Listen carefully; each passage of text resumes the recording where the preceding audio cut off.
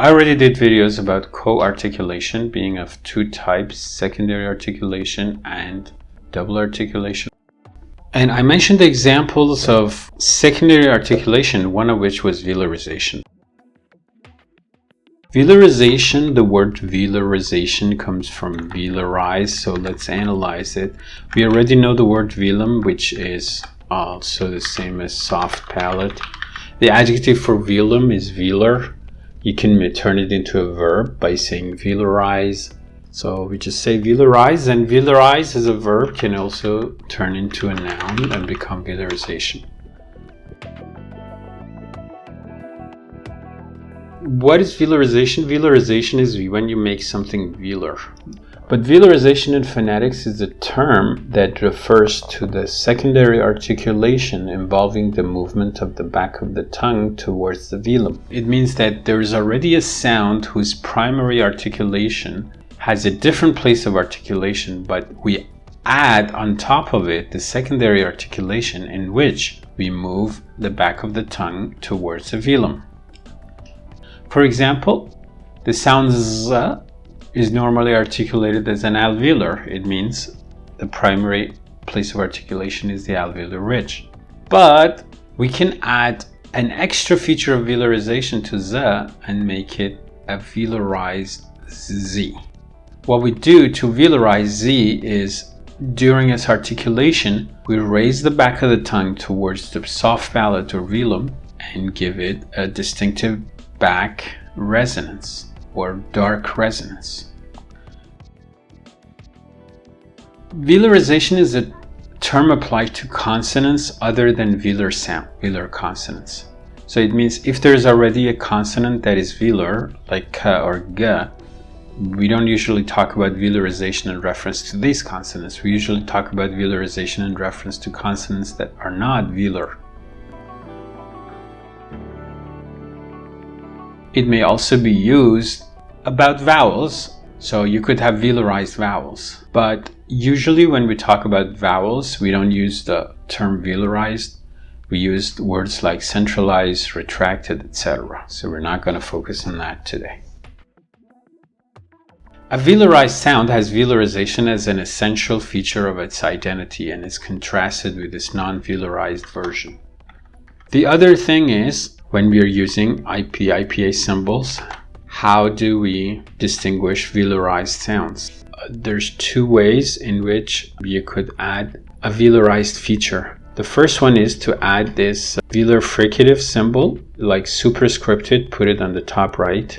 Like for example here, the t, tre, tre. Or you can use a tilde in case of some other symbols, which shows velarization or pharyngealization. So let's stick to this. The symbol tilde passing through a symbol in the IPA can signify velarization. For example, in Arabic, the sound sa can be velarized. So if you look at this symbol that I put here, you see there's a tilde going through s. So this is a velarized sa. Sa. I don't know how to pronounce it. Sa. So it looks like this velarized sa is a separate phoneme in Arabic.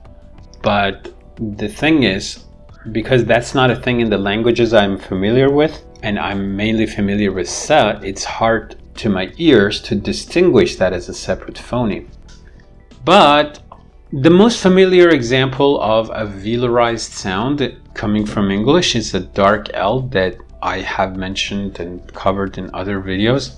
In English, the sound la can be velarized, in which case you transcribe it with this special symbol through which you pass the tilde, and that is the sound that appears syllable finally. So in the word like cool, so the la at the end of the word is velarized. So this word final or syllable final la has a velar resonance. So if I want to use the other symbol, what I can do is I can do this. But yeah, the most famous example of velarization in English is a dark L. Actually, the word dark here means velarized. That's why if you want to say non-velarized la, for example, in the beginning of a syllable, like the word leap, in which the la is not velarized, in that case, that's called a clear L. So we have non-velarized or clear L, or we have velarized or dark L. Even when I say the word, the letter L, it's dark because its syllable final, right, is L.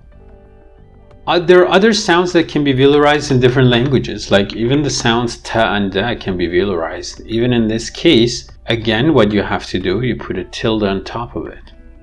And it kind of makes sense when some sound is velarized. Why do we have the same symbol in the IPA for velarization and pharyngalization as secondary articulation? Because when you pronounce in the back of your mouth, it might as well be pharyngeal if you go just a little farther back. So another interesting thing is that in certain dialects of English, there might be more velarization. For example, in the dialects of English spoken in the English Midlands, there are several velarized sounds. Using the suffix ize, you can identify the secondary place of articulation in phonetics.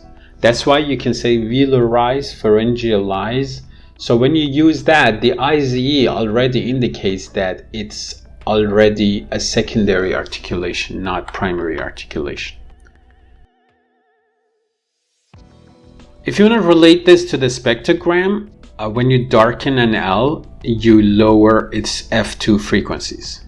So if different speakers pronounce this sound L in English with different degrees of darkness, it means that in their spectrogram of their speech, there you can see variation in F2 frequency.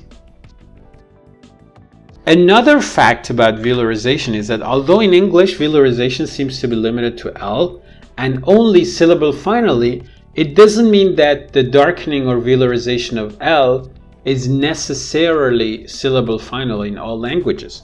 There are languages, for example, there is a language spoken in a certain part of Russia, which is called Vodic. In this language, you may have syllable initial velarized L. For example, the word for hedgehog in this language is lolsti, lolsti. Syllable final dark L exists alongside the syllable initial dark L in this language, yalka, yalka, which means foot. Or the word elchi, which means birch.